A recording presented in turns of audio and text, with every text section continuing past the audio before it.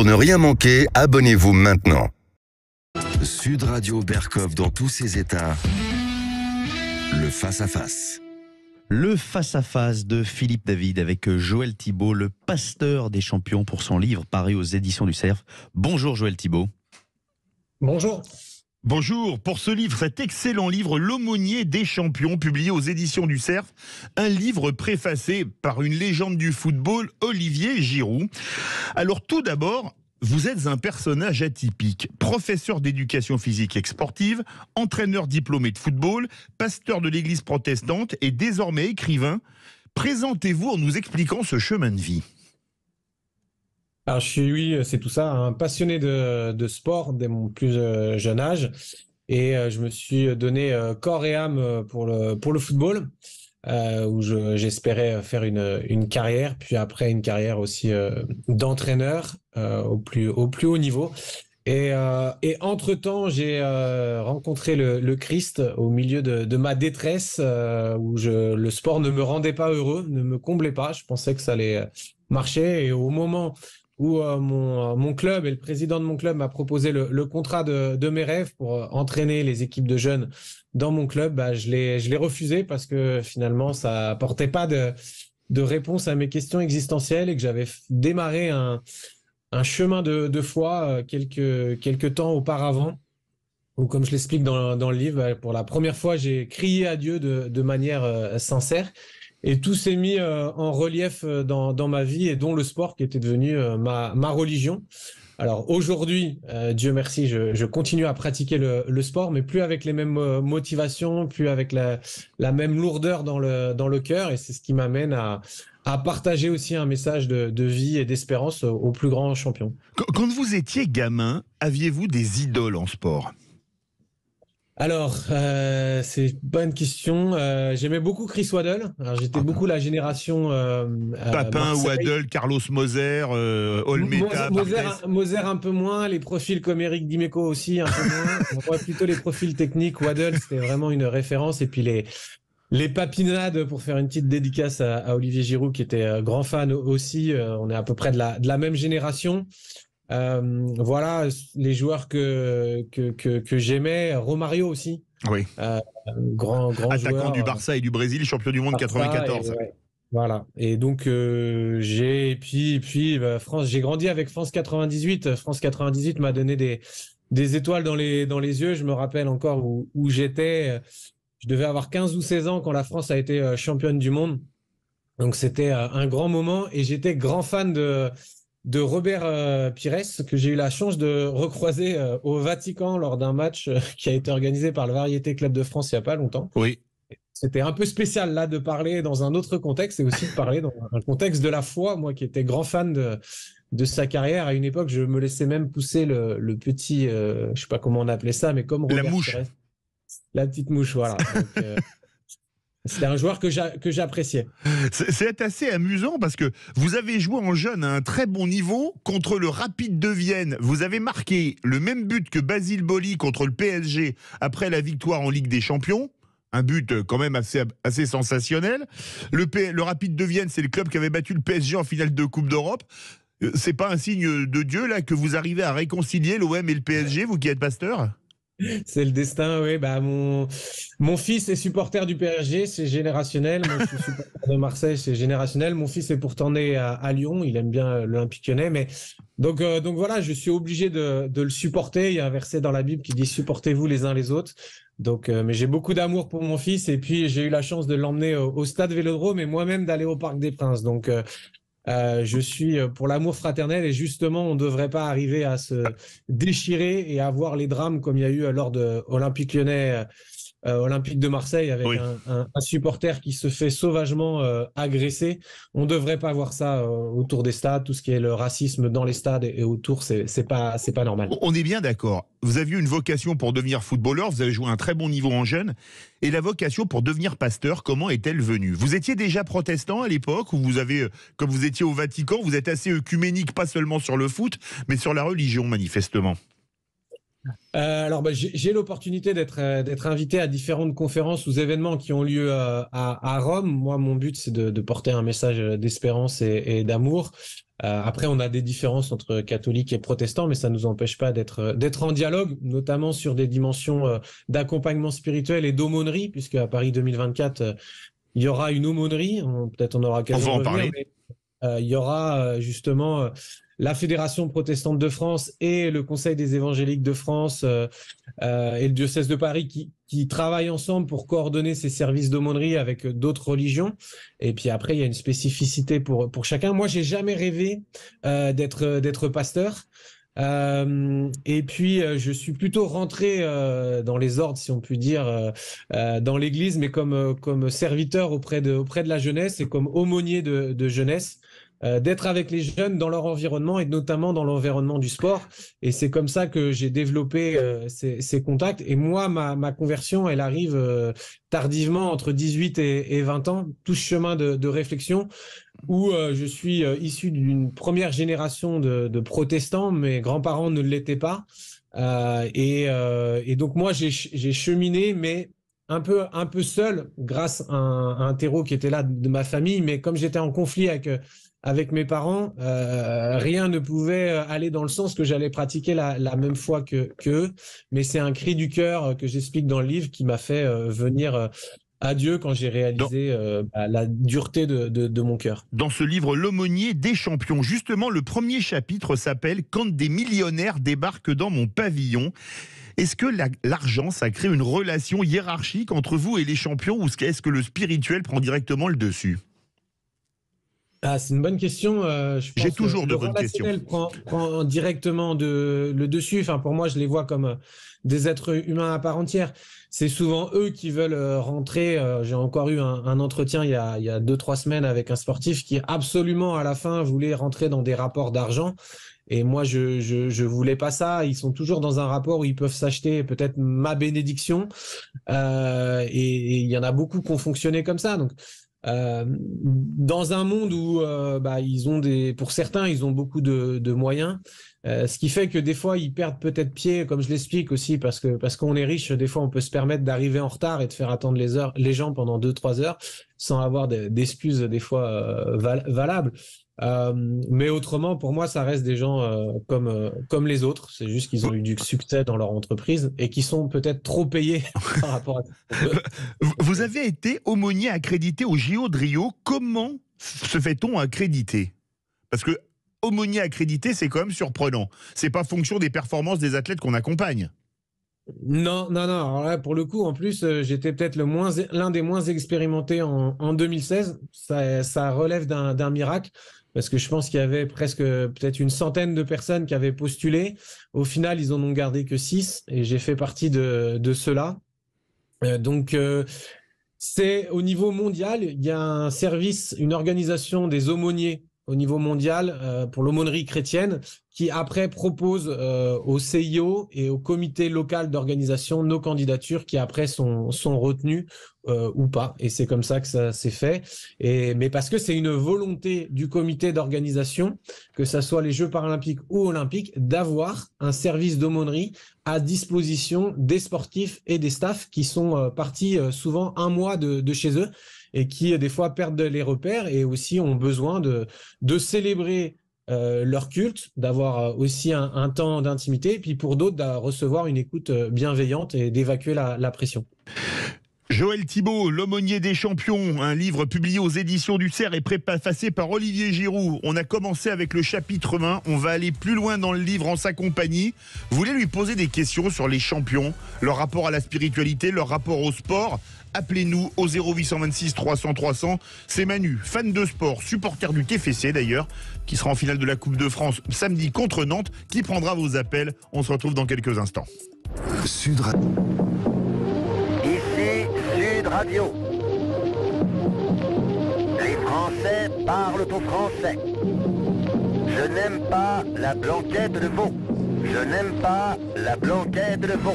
Sud Radio Berkov dans tous ses états. Et notre invité du face-à-face, Joël Thibaut, L'aumônier des champions, c'est d'ailleurs le titre de son livre, un livre publié aux éditions du Cerf et préfacé par Olivier Giroud. Joël Thibaut, vous parlez de l'enjeu qui tue le jeu dans le second chapitre, et ce même en catégorie jeune. mieux vaut-il être un perdant magnifique comme la France ou le Brésil 82 ou un gagnant horrible comme la Grèce 2004 ou l'Afrique du Sud 95 au rugby? Alors, je ferai une distinction.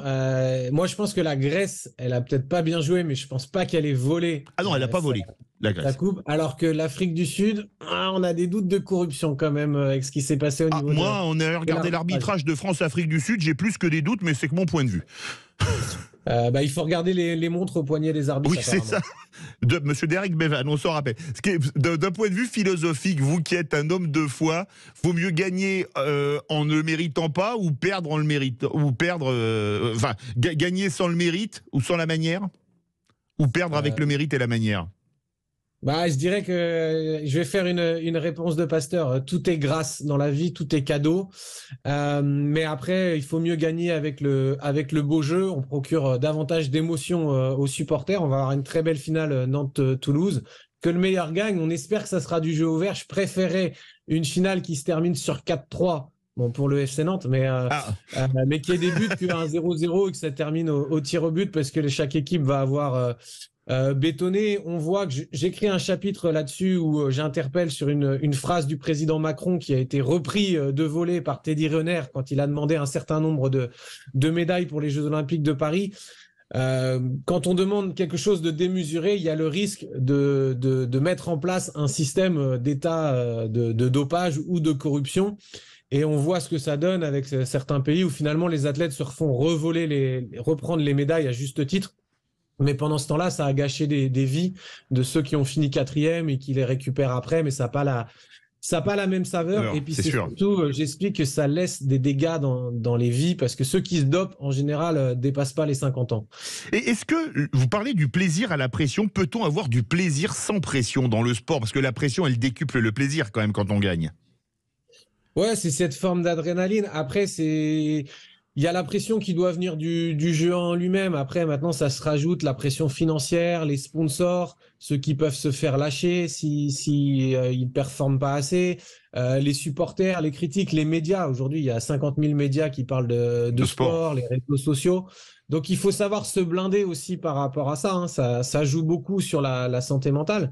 Mais je trouve que, il faut être costaud au quotidien. Moi, j'ai vécu ça. Mon rêve de gamin était des fois gâché par des éducateurs qui ne faisaient pas preuve de bienveillance. Donc moi, à travers ce livre, je veux prôner la bienveillance dans les rapports humains. Et le sport, c'est avant tout un jeu et un plaisir. Votre livre, dans votre livre, un chapitre s'intitule « Du foot à la foi ». Est-ce que c'était faisable uniquement parce que vous étiez protestant? Ça aurait peut-être pas été possible dans d'autres religions?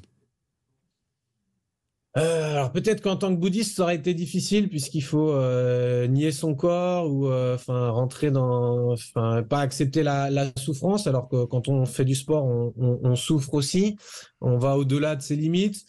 On voit qu'il y a beaucoup de musulmans qui se revendiquent, qui sont footballeurs, qui revendiquent leur foi. Après, je sais pas comment ils arrivent à bien lier les deux, s'ils arrivent à faire des ponts. Moi, je crois que en tout cas, les chrétiens, qu'ils soient catholiques, protestants ou orthodoxes, ont un merveilleux message d'amour et d'espérance à vivre et à exprimer. Parce qu'il n'y a pas de plus grand amour que de donner sa vie pour ses amis. Et quand on est coéquipier ou on fait un sport d'équipe et même un sport individuel, on se donne les uns les autres. Et le faire par amour, c'est la plus belle des choses, en fait. Un autre chapitre s'appelle « D'une mission à l'autre ». Est-ce que finalement, un sportif, c'est pas un missionnaire parce qu'il crée des vocations pour son sport? Oui, moi, je le crois aussi dans le sens que, alors ça serait mon côté que quand Jésus il dit que il faut amener le message de l'Évangile, qui est une bonne nouvelle, aux extrémités de la terre. Il y a des footballeurs ou des sportifs qui peuvent aller jouer en Chine où le christianisme est interdit et qui par leur vie peuvent témoigner et montrer un autre reflet de la foi chrétienne qui des fois est taxée d'une foi occidentale et dans certains pays est mal vue et des fois à juste titre, et ça permet de réajuster les choses si on fait preuve d'ouverture, de respect et d'amour pour notre prochain qui est différent de nous-mêmes. Joël Thibaut, le placard, vous avez un chapitre qui parle du placard. Est-ce que c'est l'enfer sur terre pour un sportif? Cyril Ban, vous racontez, c'est incroyable, que vous avez demandé à un joueur de prier pour son entraîneur qu'il avait envoyé Cyril Ban. Est-ce que c'est pas un peu la parole de Jésus-Christ, si on te frappe la joue droite, tends la joue gauche? Oui, c'est ce principe de toujours tendre la main à l'autre, et d'être dans la recherche du pardon, de la réconciliation. Malheureusement, il y a des dirigeants français qui sont pas trop dans cette forme d'humilité aussi. Pas que français, hein. Tentent tout pouvoir. Bon, après, moi, je parle beaucoup des athlètes francophones, mais il y a beaucoup d'orgueil dans le monde du sport, et c'est vrai qu'ils se rendent pas compte qu'ils brisent le destin de certains jeunes qui ont entre 20 et 25 ans, et s'ils ratent le train maintenant, bah, ça sera très compliqué de développer une carrière, et jouer comme ça avec le destin de certains. Moi, j'en ai vu sombrer dans la dépression. C'est très, très, très compliqué, en fait. Et il y a une forme d'impuissance sur ce qui peut être fait pour changer ça. Nous, on peut travailler avec le sportif sur lui, son attitude, mais avec le club, c'est plus compliqué parce qu'ils reconnaissent pas forcément notre parole et notre utilité. Comment est-ce qu'on passe de l'accompagnement spirituel à l'amitié, puisque vous êtes devenu ami avec certains athlètes, avec certains sportifs avec qui vous travaillez spirituellement? Bah, c'est en apprenant aussi à se livrer à eux, pas juste être une personne où la relation elle est que dans un sens. C'est aussi partager mes défis personnels, mes moments de tristesse, mes moments où aussi j'ai pas été à la hauteur, mes moments où j'ai failli, et puis de rentrer dans une forme de transparence, d'honnêteté. Et puis après, bon voilà, c'est aussi les atomes crochus, le fait de se voir à l'extérieur. Ça peut arriver, comme avec le champion des États-Unis, Aurélien Collin, qui est un ami de la famille, ou David Alcibiade, pour qui j'ai pu être célébrer le mariage, mais aussi être son témoin de mariage. Donc ça, c'est assez rare de pouvoir prêcher au mariage et d'être le témoin de mariage, voilà, de ce joueur qui joue en Ligue 1. C'est un beau cadeau, et aujourd'hui, il est plus dans la lumière. Bah, il y a encore 2-3 mois, j'étais chez lui, je l'avais au téléphone la semaine dernière. Donc on reste en contact, parce que c'est avant tout le rapport humain qui prime plus qu'une relation de travail, si on peut dire ça comme ça. Joël Thibaut, un aumônier des champions, est-ce que c'est un deuxième coach mental après celui de l'athlète ou du club? Alors, il est différent du coach mental, parce que le préparateur mental se concentre sur la performance et la motivation du moment. Nous, on est sur une approche beaucoup plus holistique, et où on s'intéresse pas que au terrain. D'ailleurs, quand Olivier Giroud vient me voir, c'est plus pour comprendre la signification de Pâques, de la foi chrétienne, de rentrer un peu plus dans les racines et les origines de la foi de sa maman, que pour me demander la prière pour se sentir bien sur le terrain. Donc, il y a vraiment tout. Il y a des gens qui se posent des questions en dehors de leur carrière, et des questions aussi d'identité, parce qu'on peut être très vite réduit à notre pratique sportive et oublier qu'on a d'autres centres d'intérêt, d'autres passions, et que quand ça s'arrête, qu'est-ce qu'on devient? Vous avez cité le nom de la question suivante que j'avais préparée, Olivier Giroud. Vous travaillez avec de nombreux sportifs, pourtant c'est lui qui a écrit la préface de votre livre, et vous lui consacrez tout un chapitre intitulé « Rencontre avec un champion du monde ». Pourquoi lui? Ah, ça, faut demander aux éditions du Cerf. J'en avais proposé d'autres, mais vous savez qu'on vit dans un monde du buzz et bankable. Alors, j'en avais proposé plusieurs. Aurélien Collin en a écrit une, David Alcibiade aussi. Et donc voilà, donc ça aurait pu être lui comme un autre. Après, c'est sûr que d'avoir un champion du monde qui vous fait une préface, c'est un honneur, et je le remercie encore pour ça. Et puis ça montre la bonne relation qu'on a ensemble. Est-ce que sa foi l'a aidé, vu toutes les critiques qu'il a subies? On se rappelle qu'il n'était même pas certain d'aller à la Coupe du Monde au Qatar. Oui. Sa foi lui permet d'être constant aussi dans sa vie, de faire confiance à Dieu, d'être dans le calme. La paix, il l'exprime dans son livre, dans les interviews. Il y a un verset de l'Ancien Testament qu'il aime citer, c'est « Dans le calme et la confiance que sera votre force ». Il l'a expérimenté. Je pense qu'il a eu cette discipline dans sa vie qui fait qu'il est resté au top, et qu'il y est encore. Après, la suite est entre les mains de Dieu et quelque part entre les mains de Didier Deschamps, mais même Didier Deschamps ne fait pas ce qu'il veut. Est-ce qu'il a un mental supérieur à la moyenne, Olivier Giroud? Je pense qu'il a un mental supérieur à la moyenne, lié au parcours de son frère Romain, qui a été aussi en centre de formation à la J Auxerre, et qui l'a aidé à forger ce mental d'acier. Et quelqu'un, voilà, aussi à travers sa foi, d'être positif, de pas rester dans l'amertume.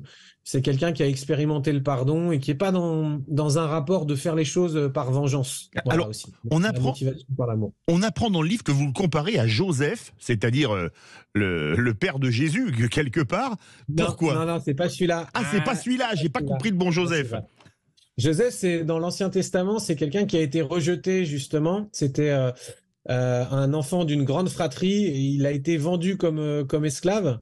Et à chaque fois qu'il allait s'en sortir, on le remettait en prison, en fait.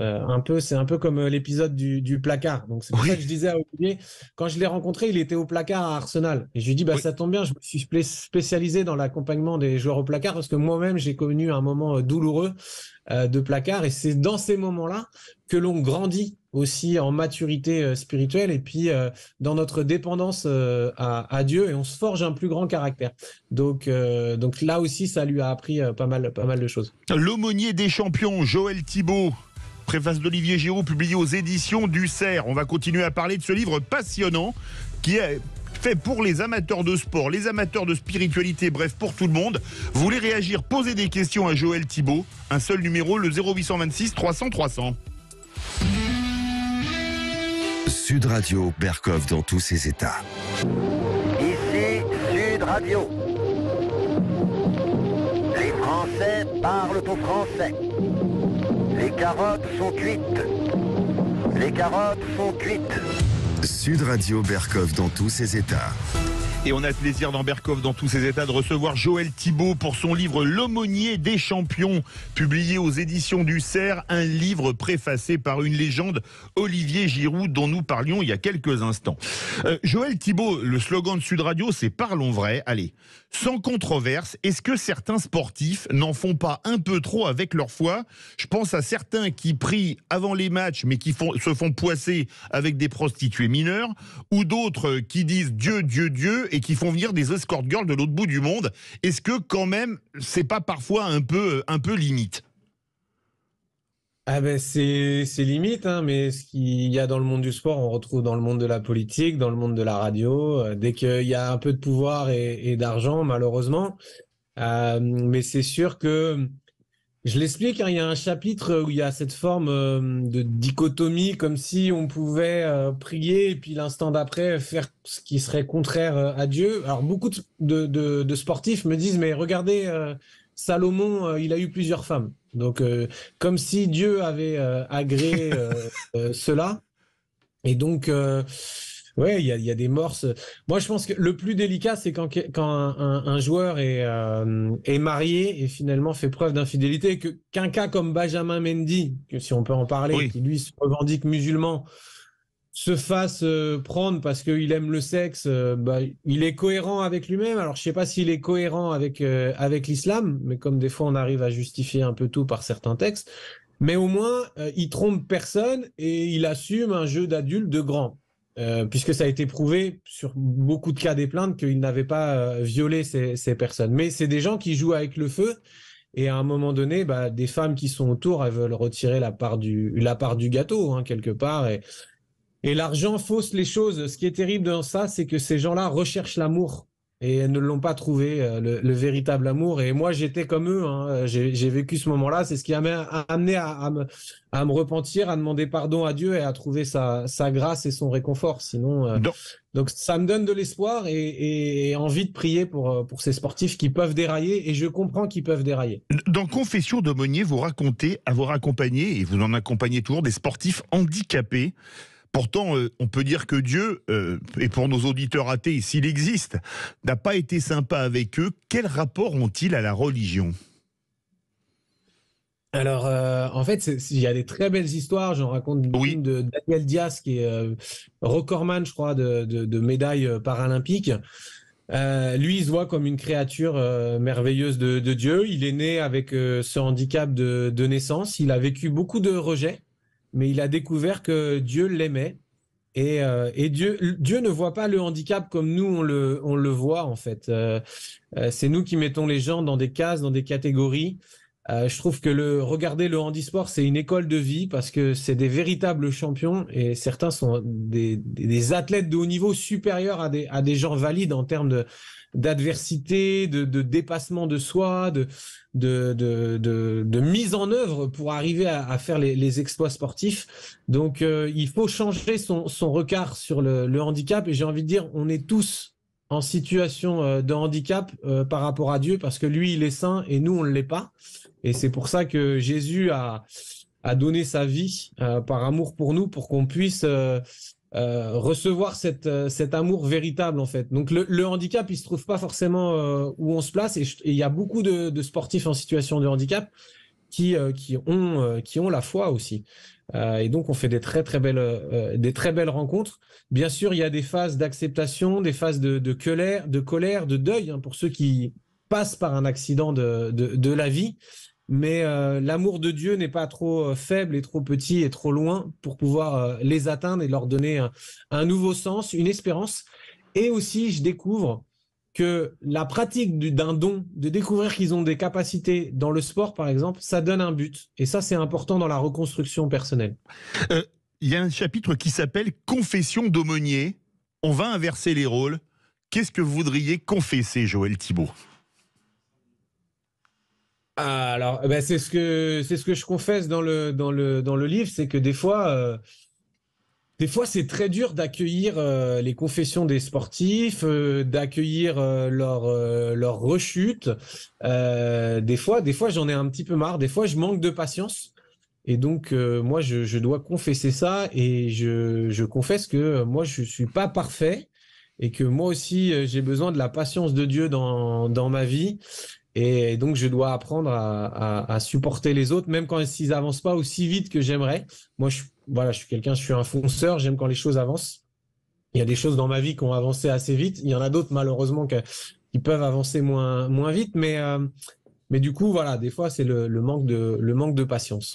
Un chapitre s'intitule « La face obscure du sport ».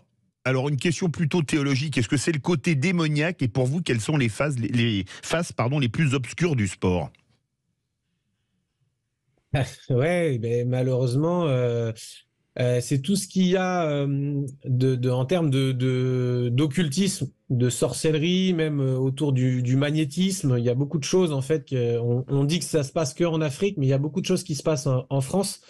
Et j'ai recueilli pas mal de témoignages. D'ailleurs, j'ai un documentaire qui est en attente d'un producteur qui s'appelle « Ce n'était pas mental » sur ces phénomènes paranormaux dans le monde du sport.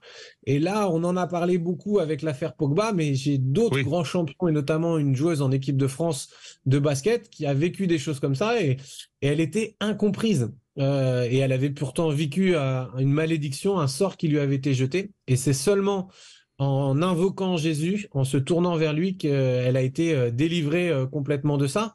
Et donc ça montre que ces choses-là existent, c'est dangereux, il y a toujours des rapports aussi avec l'argent, c'est toujours un donnant-donnant, soit pour obtenir une guérison, soit pour jeter un sort à quelqu'un, mais ça amène toujours des situations de plus en plus catastrophiques.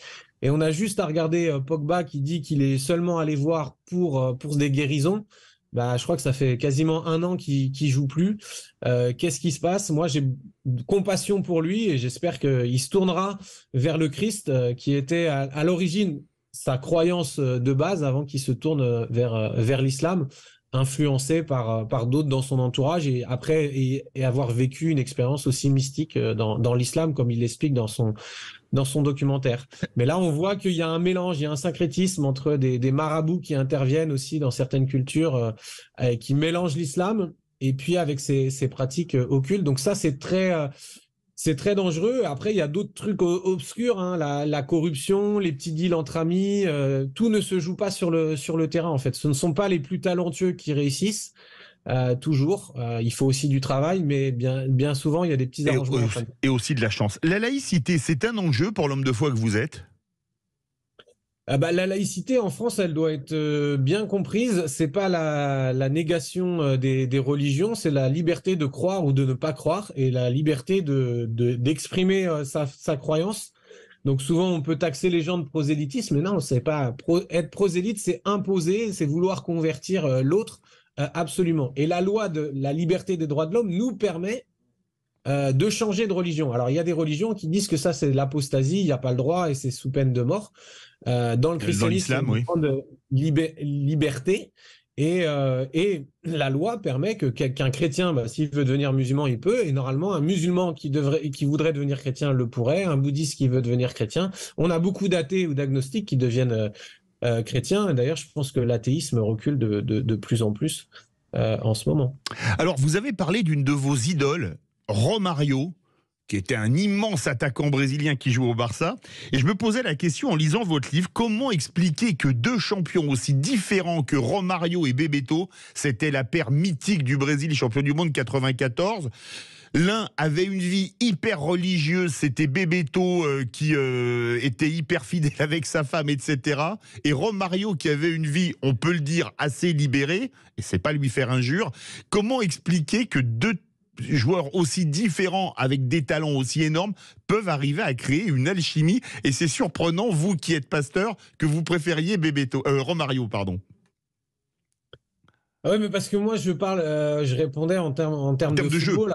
Jeu. Ce qu'ils font à côté dans leur vie, c'est leur problème. J'ai tout un chapitre sur Neymar. Oui. Pour moi, ce gars reste un mystère. J'ai beaucoup de compassion et de tristesse aussi pour lui, de ce qu'il fait. Il gâche beaucoup son talent. Et maintenant, à 31 ans, on peut dire que sa carrière est plus derrière lui que devant lui.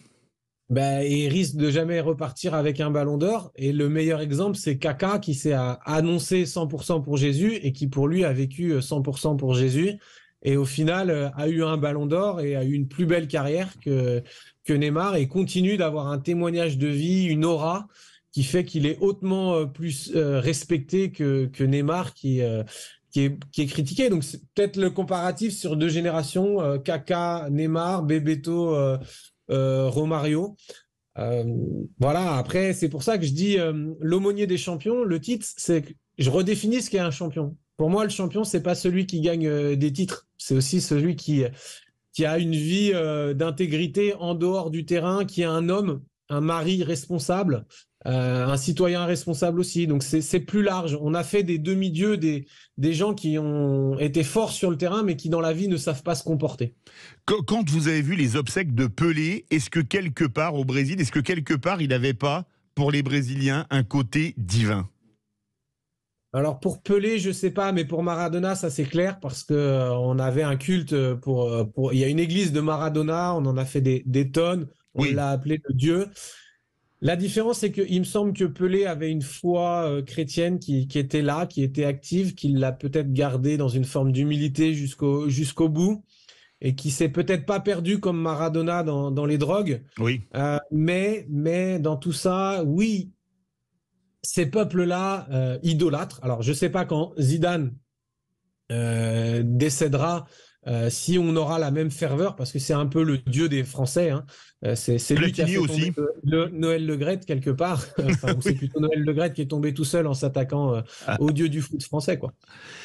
Joël Thibaut, l'aumônier des champions, préface d'Olivier Giroud, publié à des éditions du Cerf. On continue cette interview sur ce livre passionnant. Vous voulez réagir? Vous avez des questions à poser à Joël Thibaut? Appelez-nous au 0826 300 300. Sud Radio.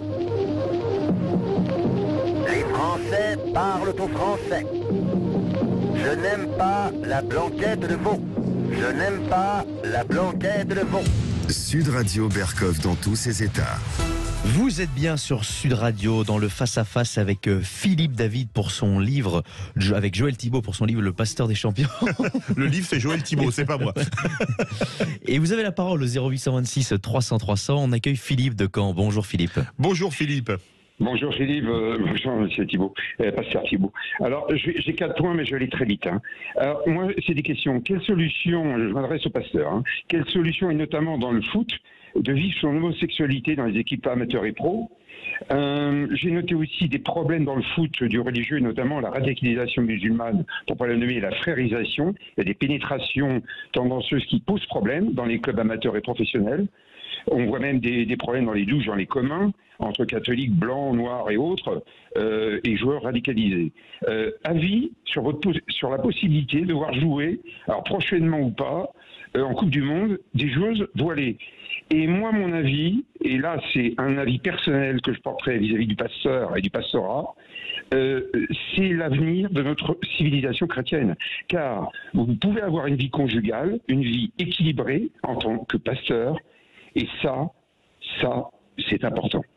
Ah bien Philippe, merci beaucoup, on va vous faire réagir. Première question, l'homosexualité dans le foot et dans le rugby, pasteur Joël Thibaut, c'est toujours aussi tabou ? Alors, je ne sais pas si c'est toujours aussi tabou. Dans certains sports, c'est plus même prononcé que d'autres. Des fois, c'est même l'hétérosexualité qui n'est plus la norme, et où il y a des pressions sur ceux qui sont hétérosexuels, hein, dans certains sports. Donc après, ça, c'est propre à chacun. Je pense que ça ne doit pas empêcher la personne de pratiquer son sport avec excellence, de donner le meilleur de soi-même. Et ça, est-ce que ça relève de la sphère privée? Finalement, ça ne devrait pas impacter sur un contrat, tout comme la foi, l'appartenance à une religion ne devrait pas être mise sur le tapis.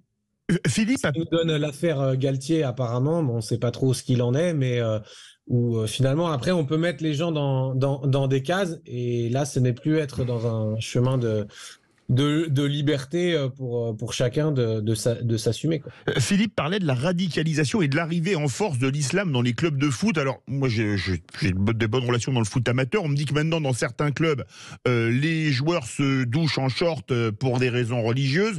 Il y a un livre qui parlait de ça, même au niveau professionnel. C'était Racaille Football Club de Daniel Riolo, qui était sorti il y a une dizaine d'années. Est-ce que ça vous fait peur quand le sport devient un mode d'entrisme dans la société ? Là, moi, je vais vous faire une confession. Vous la vouliez tout à l'heure, je vais vous en faire une maintenant.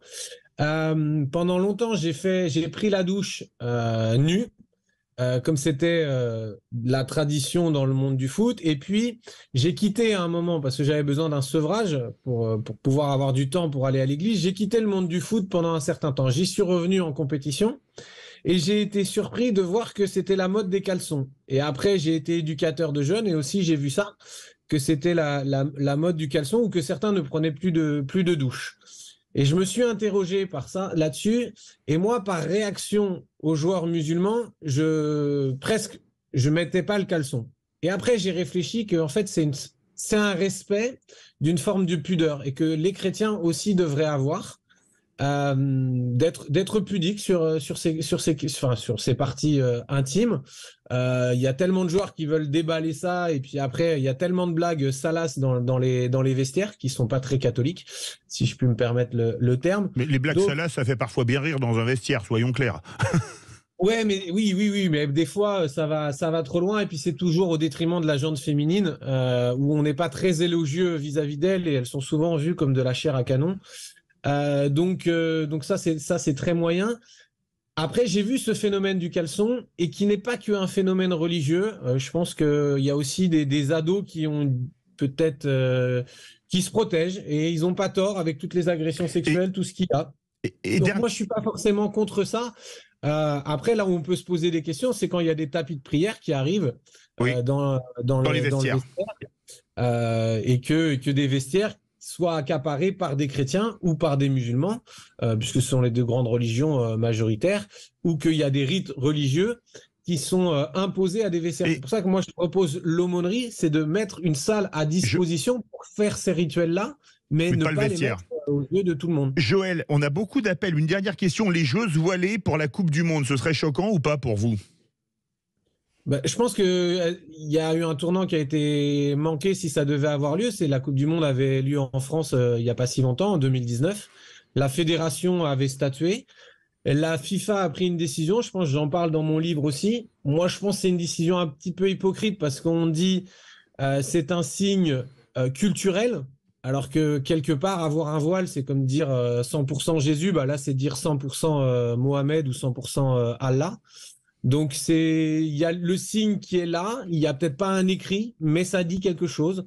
Donc c'est un acte qui peut être prosélyte. Donc je trouve que la FIFA est un peu hypocrite, et je pense que c'était peut-être pour avoir la Coupe du Monde au Qatar et tous les pétrodollars qui allaient avec. Merci Philippe Decamp. Beaucoup de gens nous appellent au 0826 300 300, et on va à Lyon avec Rémi. Bonjour Rémi. Bonjour Rémi. Bonjour. Alors voilà, j'avais une question à poser à Joël Thibaut. Oui. Je remarque que sur le plateau, on a pas mal de bienveillance. Alors Joël Thibaut a parlé pas mal de bienveillance et puis Philippe a démontré en tant que journaliste de la bienveillance. Et c'est assez à savoir. Mais moi qui suis issu de la tradition protestante évangélique, j'ai pas toujours vu ça. Depuis 20 ans que je regarde dans les médias, il y a eu souvent beaucoup de caricatures, de choses assez agressives vis-à-vis du protestantisme évangélique. Et Joël Thibaut est, j'ai l'impression, une voix de ce protestantisme évangélique, et je voulais savoir son rapport aux médias et savoir si les choses avaient changé. Comment est-ce que lui voyait les choses? Parce que moi, c'est un peu ce que je remarque. Et puis, s'il peut dire aussi son sweatshirt, il l'a trouvé, je serais très content. Alors, double réponse de Joël Thibaut sur les médias et le sweatshirt. C'est un sweatshirt Abalouia, c'est la contraction de Abba Père, donc c'est l'intimité avec Dieu et la célébration, la louange à Dieu. Donc, et c'est le signe des premiers chrétiens, justement, qui n'avaient pas la liberté d'expression, la liberté de croyance, et qui étaient persécutés pour leur foi, et donc ils faisaient ce signe-là, une partie de l'arc sur le sol, et si les autres mettaient cette partie-là, ils se sentaient en sécurité. Donc moi, je sens en sécurité sur cette radio, sur cette émission, comme dans d'autres. Tout le monde est traité de la même manière sur Sud Radio. Où j'ai été invité. Bon, là, on sort Arte a fait un documentaire sur les évangéliques à la conquête du monde avec un discours. C'est toujours un peu particulier. Après, je pense que moi, je suis pas dans un discours politique. J'essaie pas de mélanger la politique et la foi. Je suis comme Jésus, rendez à César ce qui est à César et rendez à Dieu ce qui est à Dieu. Et le problème, c'est que l'évangélisme aux États-Unis ou au Brésil, ou comme l'islam, qui est un islam politique dans certains pays, mélange les deux et veulent imposer peut-être une théocratie. Et moi, je suis pas du tout dans ce rapport-là. Je suis que la personne, je pense que le vrai bonheur, on peut le trouver en Christ, et c'est de proposer ce message aussi d'espérance, mais en respectant la liberté de conscience de chacun, et d'être dans un rapport constructif. Donc moi, ce que j'aime bien, c'est échanger avec les gens, être dans le débat. Et il me semble que quelqu'un comme Rémi qui intervient aime aussi le Merci Rémi de Lyon. On prend un dernier auditeur. Il nous reste 2 minutes. Il faut faire très vite. Il faut faire vite avec Arnaud de Vannes. Bonjour Arnaud. Bonjour Arnaud. Oui, bonjour. Écoutez, je voulais juste manifester ma solidarité de chrétien avec votre invité. Je dois avoir le double de son âge, et je peux vous dire que les choix, je suis un converti, hein, donc je me suis converti à peu près à son âge. Donc je l'encourage, je le félicite, et je lui manifeste toute ma solidarité dans notre belle foi, dans nos belles religions chrétiennes. Voilà. Eh bien, merci beaucoup Arnaud de Vannes. Vous voyez que c'est bienveillant, hein? Oui, je vois ça. Il y a des chrétiens qui écoutent Sud Radio. Oui. Alors Joël Thibaut, je vais terminer avec 3 questions clin d'œil. Il nous reste pas tout à fait 2 minutes. Vous auriez préféré devenir champion du monde de football ou être pasteur comme aujourd'hui? Surtout disciple de Jésus-Christ. Mais en gagnant la Coupe du Monde, c'était encore mieux. À quoi servirait-il à un homme de gagner la Coupe du Monde s'il perdait son âme? Alors, si je restais intègre, oui, je veux bien la gagner. À la fin de votre livre, vous remerciez Jésus, le champion de votre cœur. C'est comme ça que vous l'appelez. C'est Jésus-Christ ou Gabriel Jésus? Alors, je suis moins fan de Gabriel Jésus. C'est plus Jésus-Christ, même si j'aime beaucoup Arsenal, mais on est dans le deuil depuis hier soir. Ah oui, c'est sûr que là, le 4-1 contre Manchester City est pas très bon. Et enfin, dernière question. Vous aimez les sports mécaniques ou pas? C'est une question sport mécanique. Allez, je vous la donne directement. Vous êtes plutôt karting ou Formule 1? Je suis plutôt karting, moi. Mais j'ai beaucoup apprécié Senna, qui était un homme de grande foi, qui malheureusement est parti trop tôt, mais a laissé un héritage chrétien assez fort. Donc le karting, c'était une allusion à Olivier Giroud, vous avez bien évidemment compris. Merci beaucoup Joël Thibaut, auteur de cet excellent livre, L'aumônier des champions, publié aux éditions du Cerf, un livre préfacé par Olivier Giroud, à qui on souhaite tout le meilleur avec le Milan AC, parce que je rappelle qu'il est quand même en demi-finale de Ligue des Champions, et qu'après l'avoir gagné avec Chelsea, moi qui suis milanista, ça me ferait très plaisir qu'il le gagne avec le Milan AC. Merci beaucoup Joël Thibaut. Et puis une très belle finale Real Madrid Milan AC, ça serait parfait. Le karting contre la Formule 1. Ce serait parfait. Merci beaucoup, chers auditeurs, d'être toujours aussi nombreux à nous écouter. Merci à Joël Thibaut pour son livre Le Pasteur des champions, paru aux éditions du Cerf, préfacé par Olivier Giroud. Tout de suite, l'émission de Brigitte Lay. À tout de suite sur Sud Radio.